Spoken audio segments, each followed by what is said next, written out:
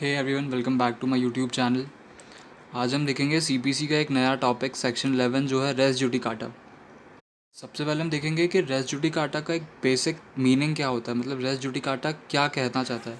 तो race judicata का मतलब ये होता है कि किसी भी लिटिगेशन को ख़त्म करना, यानी किसी भी लिटिगेशन का एंड करना। जैसे कि एक एग्जांपल ले लेते हैं कि कोई दो व्यक्ति है, एक मैं हूँ और एक कोई दूसरा व्यक्ति है। उसने मेरे ऊपर किसी प्रॉपर्टी को लेके कोई केस किया और जो उसका डिसीज़न सूट फाइल किया, उसका जो डिसीज़न था वो उसके फेवर में आ गया।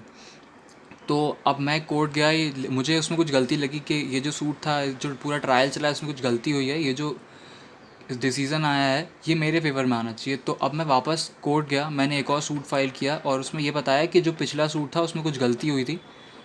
फिर से ट्रायल चला, अब की बार जो डिसीज़न था वो मेरे फेवर में आया। ऐसे ही चलता गया, अगली बार वो चला गया, फिर मैं चला गया। तो इस सीरीज़ को ख़त्म करने के लिए रेस जुडिकाटा प्रिंसिपल आया था, जो कि कहता है किसी ट्रायल का, किसी सूट का एंड होना।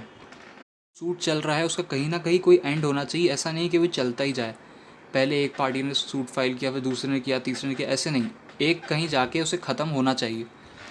तो इन्हीं सारी चीज़ों को देखते हुए सेक्शन 11 को ऐड किया गया है कि लिटिगेशन जो है उसका कहीं ना कहीं कोई एंड होना चाहिए। अब हम देखते हैं कि बेयर एक्ट की लैंग्वेज में ये सेक्शन 11 क्या कहता है।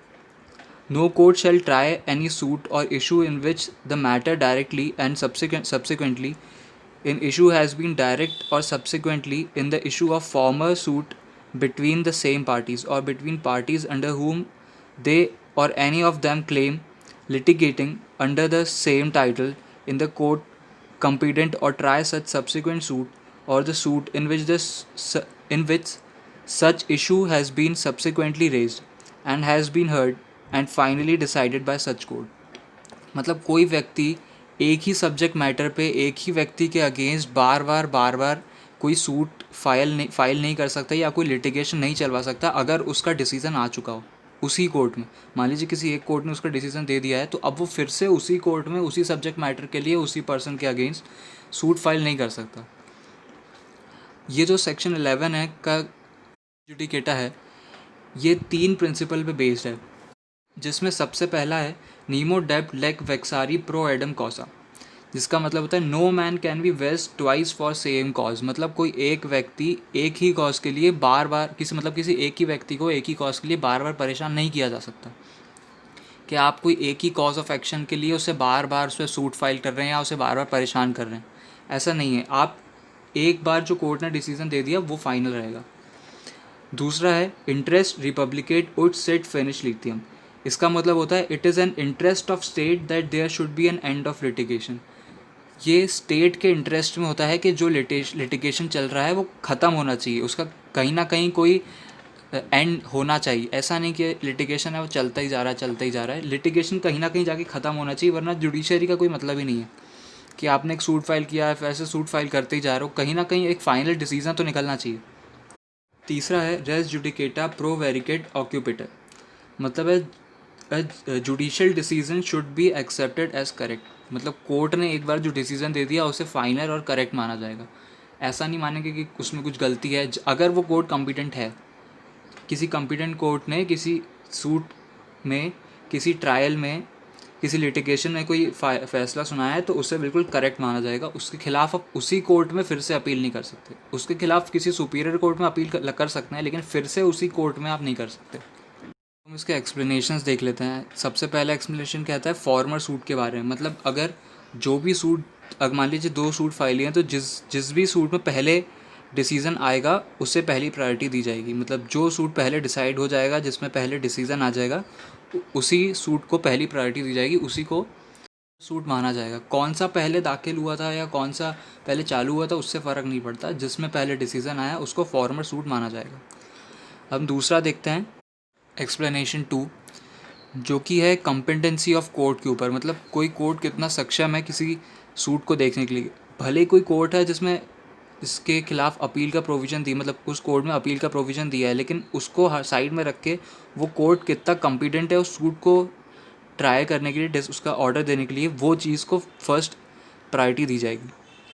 हम एक्सप्लेनेशन 3 देखते हैं, जो कि फॉर्मर सूट के बारे में है। जो कहता है कि मान लीजिए आपने कोई पहले सूट लगाया था, कोई सूट किसी सेक्शन पे कोई सूट फाइल किया था और आप उस पर आधे ही पॉइंट्स उठाए थे और आधे नहीं उठाए, मतलब कुछ ही पॉइंट्स जो आपने उसमें शो किए थे जो उसके उस कॉज ऑफ एक्शन से रिलेटेड थे और बाकी के नहीं किए थे। तो अब अगर आप उन पॉइंट्स को लेके किसी दूसरी कोर्ट में जाते हैं और वहाँ जाके सूट फाइल करते हैं तो ये माना जाएगा कि उस फर्दर सूट में, मतलब जो पहले सूट फॉर्मर सूट फाइल किया गया था उसमें वो पॉइंट्स इंक्लूड कर लिए गए थे।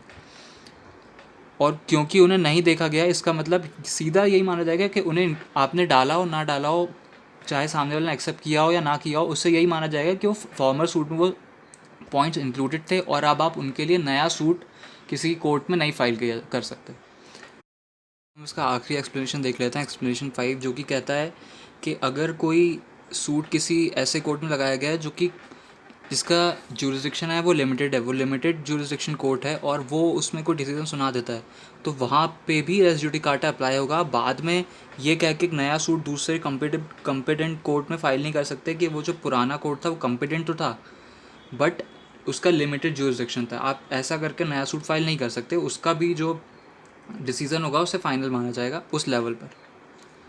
और जो रेस जुडिकाटा है वो एग्जीक्यूशन में भी अप्लाई होता है, एग्जीक्यूशन की डिग्री में भी रेस जुडिकाटा अप्लाई होता है।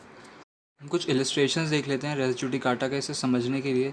जैसे कि मान लीजिए कोई दो व्यक्ति हैं, उनने आपस में कोई कॉन्ट्रैक्ट किया था या किसी तरह का कॉन्ट्रैक्ट किया था और उसके बाद वो कॉन्ट्रैक्ट टूट गया, ब्रीच ऑफ कॉन्ट्रैक्ट हो गया। तो उसमें से एक व्यक्ति कोर्ट गया और उसने जाके वहाँ पे सूट फाइल किया ब्रीच ऑफ कॉन्ट्रैक्ट के लिए। जो जब कोर्ट ने उस पूरे मैटर को समझा तो उसे पता चला कि जो ब्रीच ऑफ कॉन्ट्रैक्ट हुआ है उसमें जो कॉज ऑफ एक्शन बन रहा है उस पर कोई सूट फाइल नहीं किया जा सकता, मतलब वो प्रॉपर कॉज ऑफ एक्शन नहीं है सूट फाइल करने के लिए उस केस में। तो यहाँ पर भी वो उस केस को डिसमिस कर देगी और यहाँ पे भी रेस जुडिकाटा अप्लाई होगा। तो मतलब वो जो व्यक्ति है वो फिर से जाके उसी कॉज ऑफ एक्शन पे दूसरा या नया सूट कहीं फाइल नहीं कर सकता।